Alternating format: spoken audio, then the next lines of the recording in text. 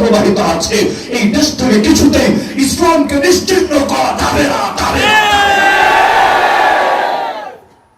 এই একটা তামান্না যদি সকলে মিলে লালন করে, ইনশাআল্লাহ ইনশাআল্লাহ ইসলাম নিয়ে কেউ ছিনিমিনি খেলতে পারবে না। রাজি আছেন? সুতরাং যে যেখানে আছেন সেখান থেকে আগেই বলেছে, আর কিছু পারেন না পারেন জনমত গঠন করেন, মানুষকে সচেতন করেন। আল্লাহর আযাব আর গজব থেকে এই বিজ্ঞান দিয়ে বাঁচতে পারবা না, আধুনিক প্রযুক্তি দিয়ে বাঁচতে পারবা না। আল্লাহর আযাব আর গজব থেকে বাঁচতে চাইলে আল্লাহরে খুশি করতে হবে, আর ইসলাম ছাড়া আল্লাহরে খুশি করতে কেউ কখনো পারবে না। সুতরাং পাপ হলে ব্যক্তিগতভাবে হোক, জাতীয় পাপের কারণে জাতীয় গজব নেমে না আসুক।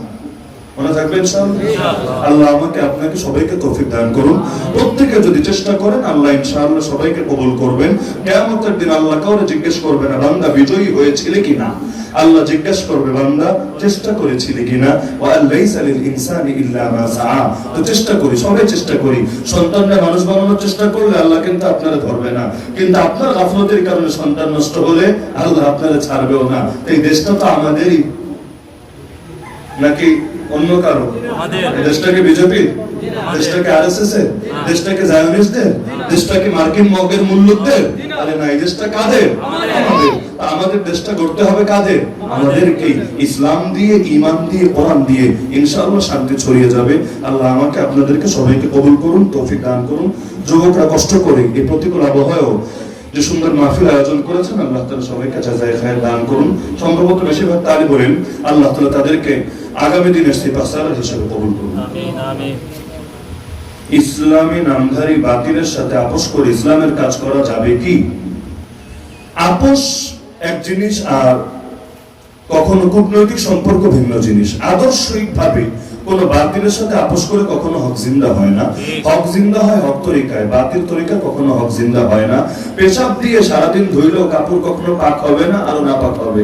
একইভাবে যতই আপনি বাতিলের সাথে আপোষ করে দিন জিন্দা করতে চান, দিন জিন্দা হবে না, আরো বেশি লস হবে। তবে কূটনৈতিক সম্পর্ক সাময়িকভাবে সেটা বৈধ আছে। যেমন আল্লাহ রাসূল সাল্লাল্লাহু আলাইহি ওয়াসাল্লাম কখনো কূটনৈতিক সম্পর্ক করেছেন বিভিন্ন কাফের গোষ্ঠীর সাথেও। আদর্শিক না, আদর্শ ভিন্ন জিনিস, কূটনৈতিক ভিন্ন জিনিস।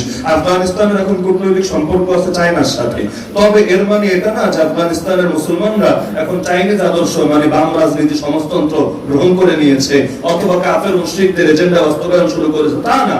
বরং দেশের উন্নয়নের জন্য, বৈদেশিক কিছু চাপ এড়ানোর জন্য, আর আমেরিকার রোশনল থেকে কিছু সাইডে নিজেদেরকে সেফ রাখার জন্য সাময়িক কূটনৈতিক সম্পর্ক করেছে।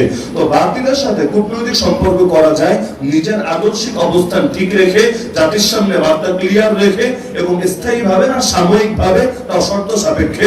শর্ত আলেমদের থেকে এটা জেনে নিতে হয় যদি কেউ এরকম সম্পর্ক করতেও চায়। তবে আদর্শিক সম্পর্ক কখনো বাতিলের সাথে করা যায় না। এতে লোক আমরা কমে গেলে সমস্যা নাই। মনে করেন বাতিল বাদ দিলে আমরা সংখ্যায় কমে যাব না? আসলে তো কমে যাব। বেদাতি, তেদাতি, শিয়া, খারেজি, রাফিজি যা আছে সবগুলোর মিলালে তো সংখ্যা বেড়ে যাবে। আমাদের সংখ্যা বেশি লাগবে না। সংখ্যার সঙ্গে রবের ওয়াদা না, হকের সঙ্গে রবের ওয়াদা। তো কাদিয়ানি মিলালে আমাদের সংখ্যা একটু বাড়বে, শিয়া মিলালে আর একটু বাড়বে, আরো যত ভণ্ডটন্ড আছে মিলালে আরো বাড়বে। মিলানো লাগবে না। আমরা 313 থাকলেও রবের নুসরত আসমান থেকে নেমে আসবে ইনশাআল্লাহ। আরেকটা প্রশ্ন করেছে, মহিলাদের ইমামতি জায়েজ কি? না, মহিলাদের ইমামতি জায়েজ না। আল্লাহ তাআলা মহিলাদেরকে নেতৃত্ব দেন নাই, না নামাজের না অন্য জায়গা। তো ইমামতিটা তাদের জন্য জায়েজ নাই। তারা মুসল্লি হতে পারে, মুক্তাদি হতে পারে, ইমাম হতে পারে না। হাত্তাকে মহিলাদের জামাত যদি হয়, মানে পুরুষ বেড়া নেই, সব মহিলারা, সেখানে মহিলারা ইমামতি করতে পারে না। ইমামতি, নবুয়ত, রিসালাত, এই জিম্মাদারিগুলো আল্লাহ তাদেরকে দেনই নাই। হ্যাঁ, আল্লাহ তাদেরকে সওয়াব দিয়েছেন, তবে দায়িত্ব কম রেখেছেন। দায়িত্ব কম, তবে সওয়াব পুরাই। যেমন ইতিহাসে কোন নারী কখনো নবী হয় নাই, কিন্তু দেখেন আল্লাহ নবী যে জান্নাতে যাবে, তার স্ত্রীও সেই জান্নাতে যাবে না? স্বাভাবিক ব্যাপার। কারণ নবী বলেছেন তারা দুনিয়াতেও আমার স্ত্রী, আখিরাতেও আমার স্ত্রী। তো এখন নবুয়তের জিম্মাদারি পালন করতে রাসূলের কত কষ্ট হলো। তো রাসূল এই কষ্ট করে যে জান্নাতে যাচ্ছেন, হাদিয়া হিসাবে, রাসূলের সহযোগী হিসাবে আল্লাহ তাকে সেই জান্নাত দিয়ে দিচ্ছেন। তো নারীর প্রেশার কম, তবে সওয়াব দিতে আল্লাহ কম দেন না, সওয়াব পুরোই দেন। যেমন সহিহ বুখারীতে হাদিস আছে, পরশুদিন আমি সবক পড়িয়েছি, এটা কিতাবুল জিহাদের মধ্যে পাবেন। আম্মা জান আয়েশা রাদিয়াল্লাহু আনহা বলেন, ইয়া রাসূলুল্লাহ, আমরা দেখতে পাচ্ছি জিহাদ সর্বোত্তম আমল, আমরা কি জিহাদ করব না? নুরাল জিহাদ আফদালুল আমাল আফালা নুজাহিদু। আল্লাহ রাসূল বলেন, না, তোমাদের নারীদের জন্য এটা না। লাকুন্না আফদালুল জিহাদ হাজ্জুম মাবরুর। তোমরা কবুল হজ করে আসতে পারলে আল্লাহ জিহাদের সওয়াব তোমাদেরকে দিয়ে দিবেন। তাহলে আল্লাহ তাদেরকে সব জিম্মাদারি দেন নাই, তবে সব দিতে আল্লাহ কম দেন নাই, সব আল্লাহ পুরোপুরি দিয়েছেন। তো নারীরা ইমামতি করলে নামাজ হবে না। আল্লাহ সবাইকে বোঝার তৌফিক দান করুন, আমিন। ওয়া আখিরু দাওয়ানা আলহামদুলিল্লাহি রাব্বিল আলামিন।